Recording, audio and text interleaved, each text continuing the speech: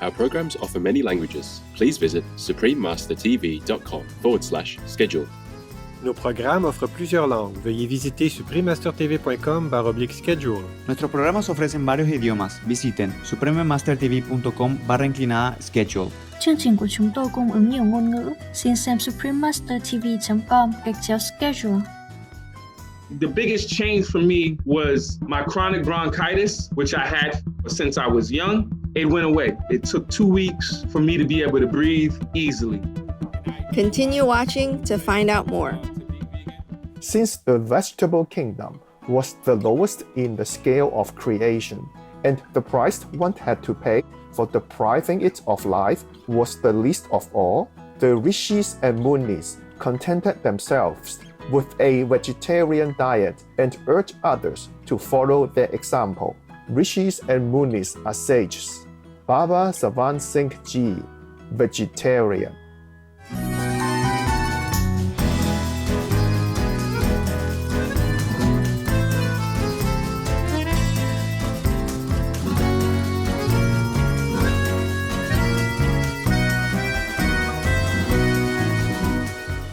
Isanma says, gentle viewers, I just said hello in Tatar, one of the official languages in Tatarstan. I am Elvira. The happy Tatar people send you love and sincere greetings. May our prayers for a vegan world soon be answered through the caring actions of the world's people in God's mercy. Welcome to part 1 of our show, Omowale Adewale, vegan, a peaceful fighter for a just world. Born and raised in Brooklyn, New York, USA, Omowale Adewale, affectionately called Wale, is a champion martial artist, author, and founder of Black Veg Fest. Wale has spent most of his life in or near this iconic multicultural city, which also happens to be a great place for all things plant-based. With a large variety of veganized international styles of food being offered in restaurants and by street vendors, this bustling metropolis also boasts over 100 farmers markets throughout the different parts of the city, where fresh seasonal fruit and vegetables are brought directly from local farms. Join us as we discover more about Omowale Adewale, an engaged, compassionate social justice crusader from New York, USA. I'm from Brooklyn, New York. The neighborhood is Crown Heights. I come from a neighborhood and a community that is very focused on politics, social justice. My vegan journey started when I moved to Florida. I was 15 years old. My brother told me that, hey, because you have high blood pressure, I was diagnosed with high blood pressure at 15. He told me to stop eating meat. It sounded like a great idea. So I stopped eating meat from then on. Wale found out later that it is unusual for someone that young to have hypertension. However, high blood pressure is so prevalent in the US that about half of the adult population suffers from it, especially African Americans, and it was a factor in the deaths of approximately 500,000 people in 2019. High blood pressure costs the US about $131 billion every year, according to the country's Centers for Disease Control and Prevention, CDC.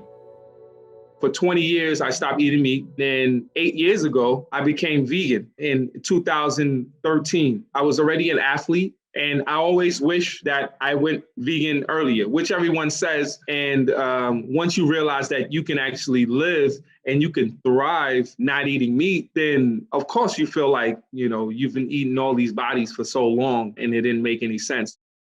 I learned then in 2013 that it made more sense to go vegan for the animals. And I understood that once I stopped harming other animals, then I wasn't harming myself. I was considering what I was doing a lot more, the impact on other people.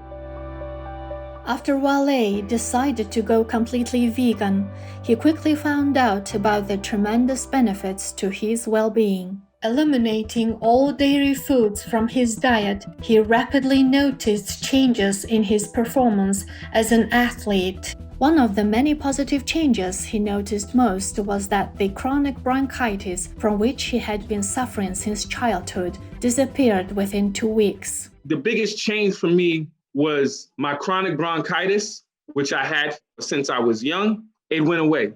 It took 2 weeks for me to be able to breathe easily. Now, understand that I've been competing for years before going vegan while I had chronic bronchitis, while I was battling heart disease, hypertension, learning how to adopt a vegan lifestyle. I was able to make it make sense so that now I can actually explain it and give that information and those resources to someone else. Turn vegan now. Free yourself from guilt. Vibrant viewers, we will take a moment to thank heaven for the good health we were gifted. We'll be right back after this message. Please stay tuned to Supreme Master Television.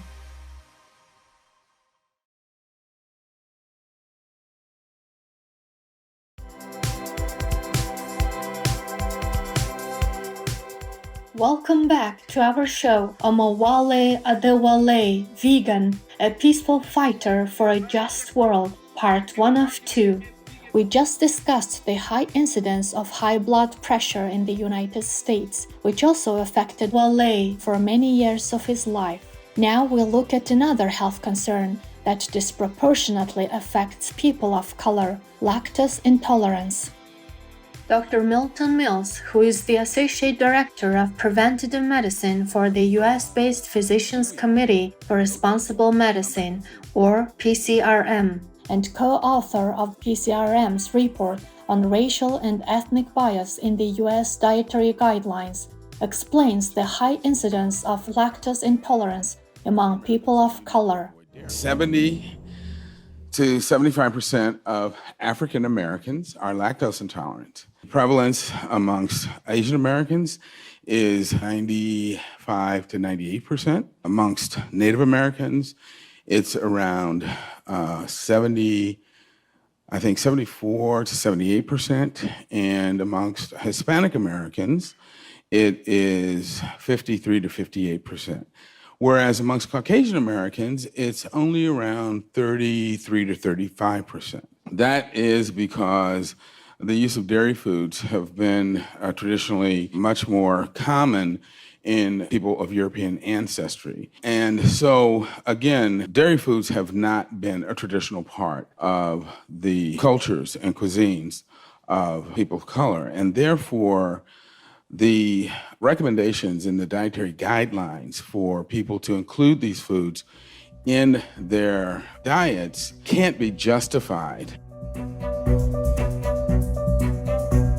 Cow people's milk is for bovine babies, not for human babies or adults, regardless of their ethnicity. It's well known that the adage "milk builds better bones" is merely marketing propaganda and has no scientific basis. Other than the common allergen lactose in the milk, evidence shows that the antibiotics and hormones concentrated in finished products can cause antibiotic-resistant superbugs, and the increased risk of childhood obesity linked to early puberty, breast cancer, or ovarian cysts for women, as well as prostate cancer for men. Today, some more advances are being made in harnessing the healing power of plant foods and educating healthcare facilities like hospitals about the tremendous benefits that a diet free of foods derived from animal people brings to patients. However, many students of non-European ethnic backgrounds are eating foods at schools that are still heavily centered around animal people, as recommended by the US dietary guidelines. As a result, these students are prone to getting sick. It became one of the issues close to Wale's heart, eliminating dairy milk served to children at school. Because the first thing that we actually get from cows is the dairy milk, right? 850,000 students are fed dairy milk every single day in New York City and during school. So right now, You're talking about 1 million kids, mandated to consume this, this cow milk.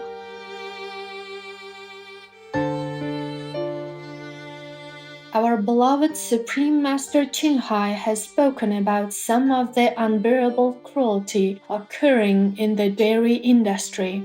Apart from the babies being taken away to be killed for meat, the mother cow people live a painful, desolate life until they are slaughtered when their milk production drops. In the most industrial country, you can find a cow lady and they force her to take a lot of chemical things to produce more milk.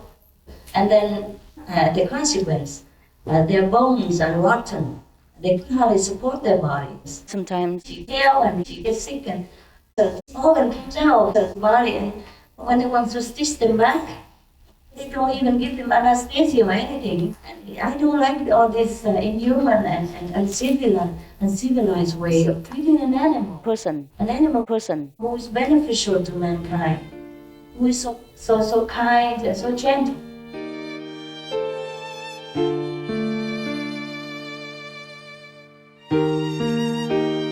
The cow mothers are living in unbelievably miserable conditions, worse than death.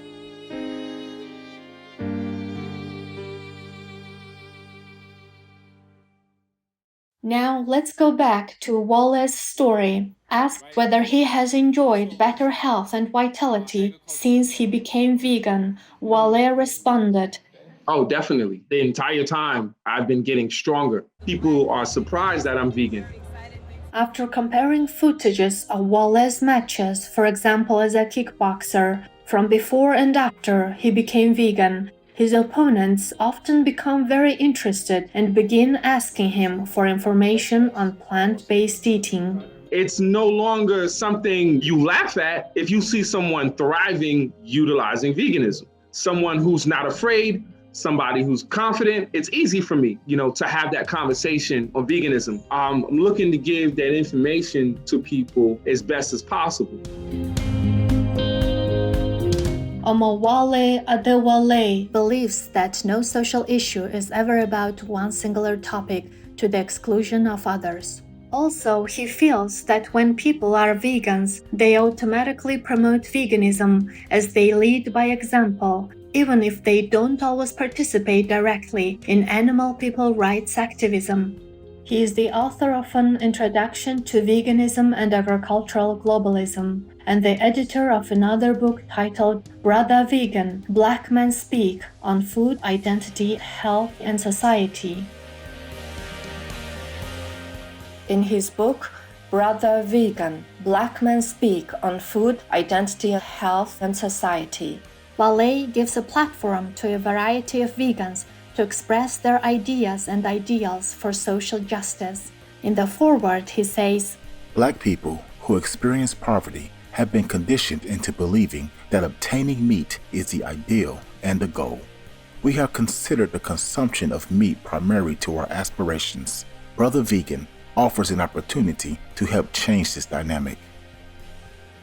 To learn more about Omowale Adewale, please visit omowale.org, Instagram at Omowale Adewale, and at Black Veg Fest, Facebook at Black Veg Fest. Choose vegan because you can hear the pleading of all helpless animal beings. Insightful viewers, thank you for your presence today. Please join us next Thursday, May 5th, for the next part of the show when we will learn about the noble work Omowale Adewale engages in, promoting veganism in the Black community. Coming up next is Big Powers Did Not Keep Their Promise to Ukraine, Part 4 of 5, on Between Master and Disciples. May you be blessed with the health, clarity of mind, and spiritual upliftment from a vegan diet as God intended. Our programs offer many languages. Please visit suprememastertv.com/schedule and suprememastertv.com/VE